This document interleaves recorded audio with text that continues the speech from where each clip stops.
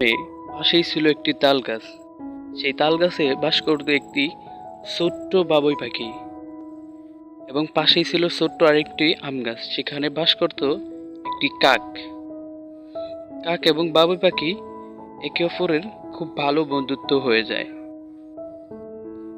এদিকে এদের খুব ভালোভাবেই দিন কাটতে শুরু করলো, কিন্তু বাবুই পাখি কাকের চাইতে আকারে ছোট হওয়াতে কাক সবসময় বাবুই পাখিটিকে নিয়ে হিংসে। একদিন কাক বাবুই পাখির কাছে এসে বলল, বাবুই শোনো, একটা খুশির খবর আছে। বাবুই পাখি বলল, কি খুশির খবর? তখন কাক বলতে শুরু করলো যে আমি ডিম পেড়েছি। একথা শুনে বাবুই পাখিটি খুব খুশি হয় এবং কাককে বলতে শুরু করলো, বন্ধু, এটা তো খুব খুশির খবর, কিন্তু আমার একটু ভয় ভয় লাগছে তোমার ডিমগুলোকে নিয়ে। তোমার বাসাটা উচিত আরেকটু সুন্দরভাবে, আরেকটু মজবুতভাবে ভালো করে করতে। এই কথা শুনে কাক তো খুব রেগে গিয়ে বলল, তুমি ভালো বাসা বুনতে জানো, এজন্য আমাকে নিয়ে হিংসে করছো? মনে করছো আমি বাসা বুনতে জানি না? অতঃপর বাবুই বলল, না বন্ধু, আমি তো তোমার ডিমের কথা চিন্তা করি বলছি।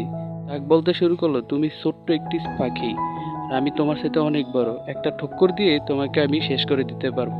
তুমি আমাকে বাসা বুনতে শিখাতে এসো না। তুমি বাসা ভালো বুনতে পারো বোধহয়, তুমি আমাকে জ্ঞান দিতেছো। এই বলে একে অপরের বাসাতে চলে যায়। এদিকে কাক ডিমে তা দিতে থাকে। দেখতে দেখতে বর্ষাকাল চলে আসলো। প্রচন্ড বর্ষা শুরু হয়ে গেল। কাকটি তার ডিমে ঠিকঠাক মতো ধরে রাখতে পারছিল না, তার বাসাটা নরম হওয়াতে। এই দেখে বাবুই পাখি আর চুপ থাকতে পারলো না। বাবুই পাখি বলতে শুরু করলো, আরে বেচারারে কত কইলাম, একটু কথা শুনলো না, এখন দেখো কি অবস্থা। না না, আমার উচিত তাকে সাহায্য করা। সে আমার প্রতি যতই হিংসা করুক না কেন, আমার তো উচিত তাকে গিয়ে সাহায্য করা। ওই তো দেখা যাচ্ছে একটি ভাঙা বাসা, ওটা নিয়ে আমি তাকে সাহায্য করতে পারি। তাহলে তার মোটামুটি ডিমগুলা রক্ষা পাবে। এ বলে বাসাটা নিয়ে কাকের বাসার উপরে রেখে দেয়। এতে কাক বৃষ্টি থেকে রক্ষা পায় এবং কাক বলতে শুরু করলো, বন্ধু, আমাকে ক্ষমা করো। তুমি ছোট বলে আমি তোমাকে তুচ্ছ করে কথা বলেছি। তুমি আজকে না থাকলে আজকে হয়তো আমার ডিমগুলাই থাকতো না। এবার বন্ধু অমন করে বলে না, আমরা তো আছি একে অপরের সহযোগিতার জন্যই।